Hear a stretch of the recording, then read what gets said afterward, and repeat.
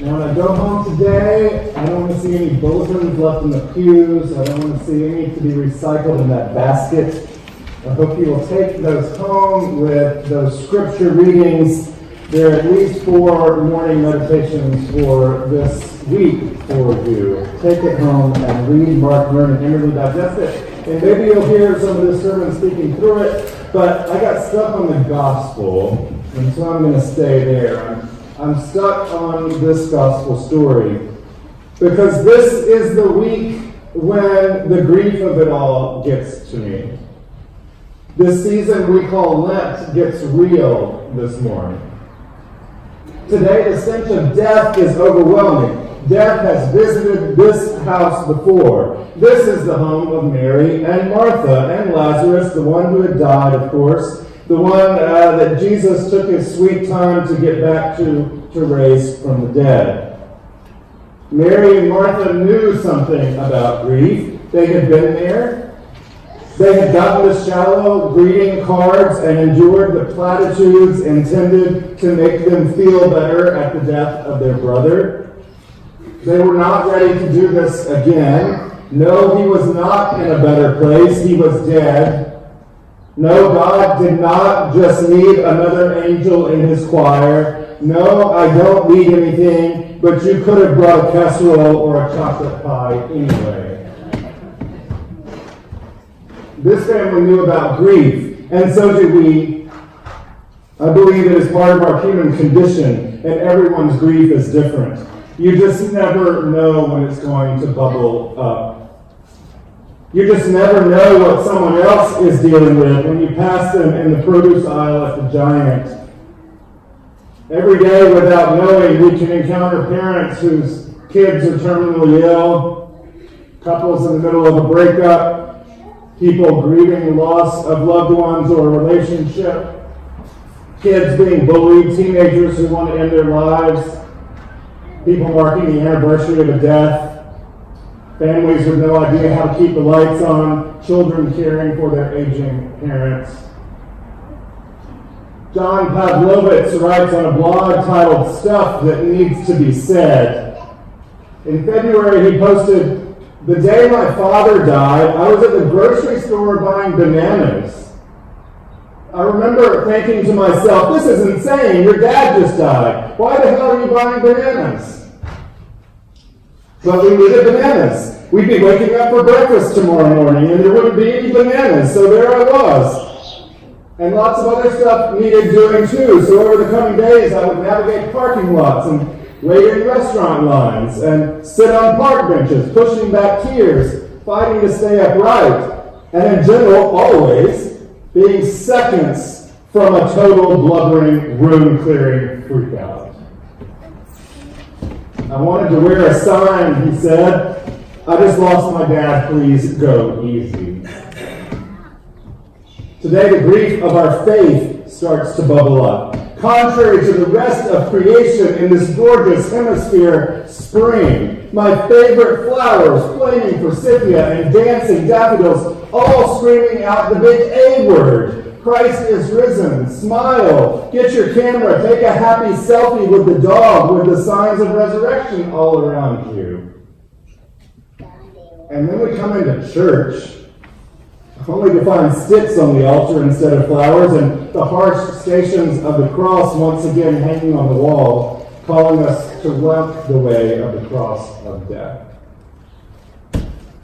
Yet it leaves this preacher a little bit fragile. I mean, this is where it gets real, right?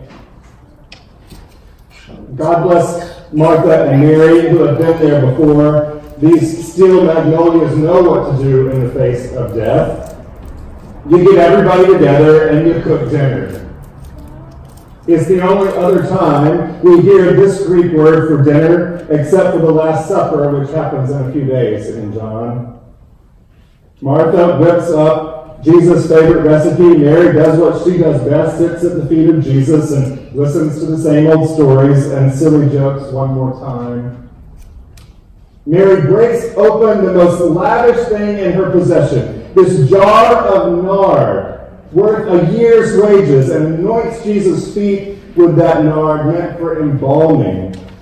and wipes his feet with her hair, as an intimate symbolic action as ever there was.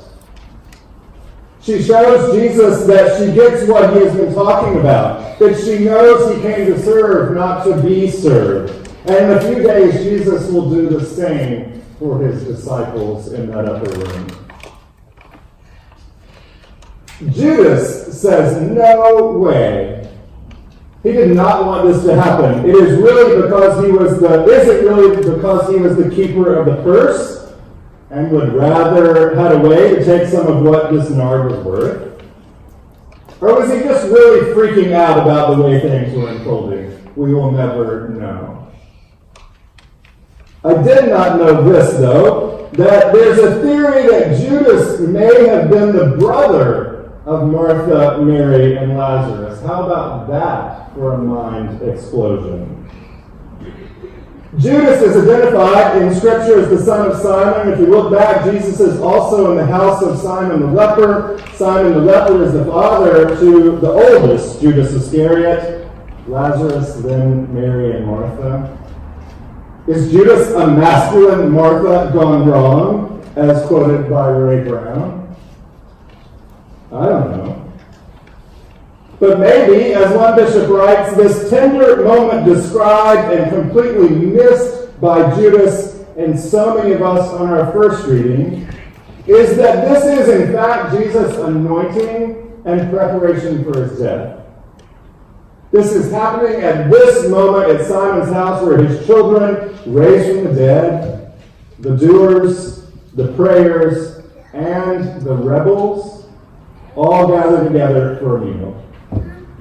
All nature, a follower of Jesus, is here, and they are all witnessing a most powerful and incredibly intimate moment. It is the culminating expression of a loving faith. I don't think Judas could handle it. He didn't know what to do with his grief, so he protested. He wanted to find any other way out he could. He wanted to go back to the way things were without ramification, without pain, without death. But my friends, there is no resurrection without death. Karl Barth, quoting Nietzsche, pithfully reminds us, only where graves are is there resurrection. There is no Easter day without Good Friday, and there is no death without grief. Grief is real, my friends, and no number of flowers or pills or platitudes can change that. There is no way above or below or around it. The best way I know to deal with grief is to make friends with it. The only way to deal with grief is to learn to live and dance with it. Now, don't go making best friends with it, but get to know it. It will hopefully be that friend that you don't see very often at all. You pick right up where you left off, perhaps, but you know how to handle it. You say, oh, it is nice to see you. You taught me so much. Remind me of those things, and then you can be on your merry way. You can try to ignore grief and run the other way and numb it with whatever solution and pretend it's not there. You give that a shot and let me know how it goes for you.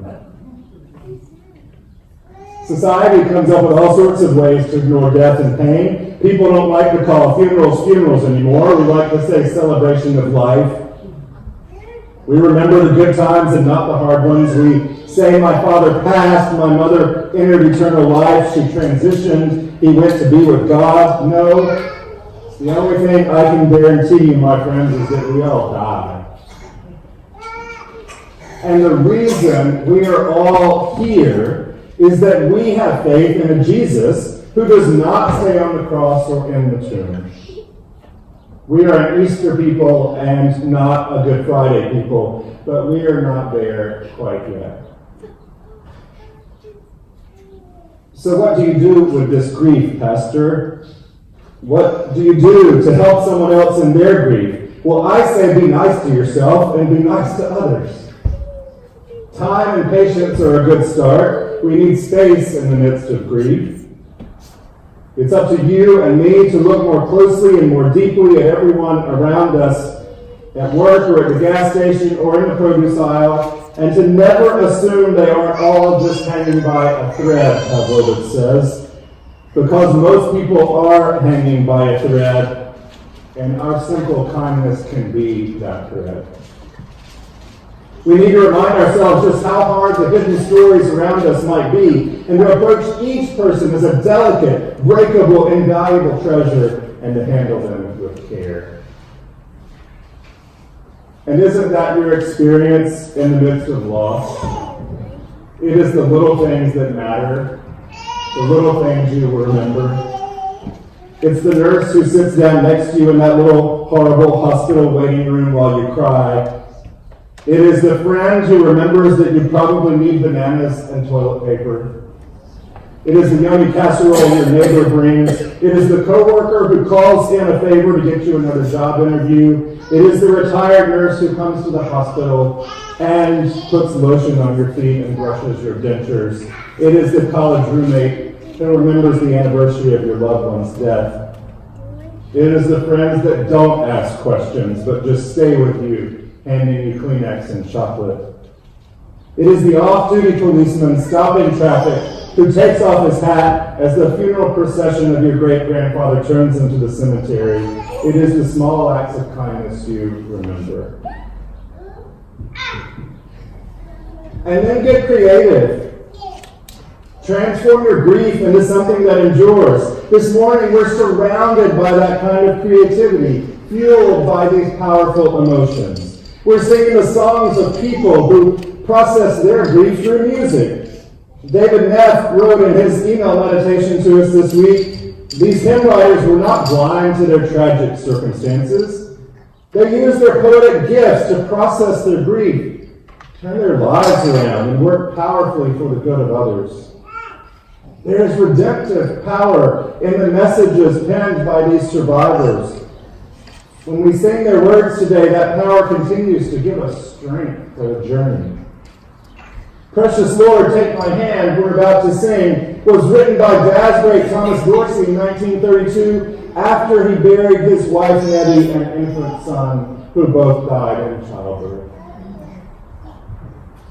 Maybe you take a piece of charcoal and start drawing like our own Mickey Baruti did in his college art class. Mickey was an acolyte and was confirmed here. And he ended up with this powerful interpretation of the entombment of Jesus now hanging on the wall as you walk out.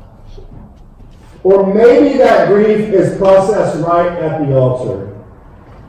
In a few minutes, we will rededicate the altar now in the side chapel. It looks familiar to some of you. The church that bought the old Holy Comforter building didn't want it, so the then council president, Joel Berger, took it apart and kept it in his garage.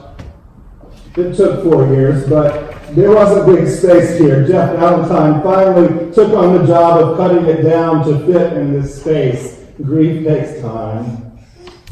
It is a powerful symbol. It reminds us of the part of our story of coming together that was really hard, the grief of leaving a sacred space where we had baptized and married and buried our loved ones. And yet now, just like the pain of the cross, it is transformed and redeemed. There is new life where once there was death. Now at that table and at this one, whatever table you gather, we remember the gift of love we were given and are given by God. It is an extravagant love God has for us. Jesus came among us to serve the least of these, just as Mary lavishly served him. And so we are fed because we do always have Jesus with us in one another and in the poor. In the midst of the grief of this world, come and be fed. Then go and do the little things that might just help your grieving neighbor find new life. For those of us who sow with tears will reap with songs of joy. And those who go out weeping and carrying the seed will come again with joy, shouldering their sheep. Amen.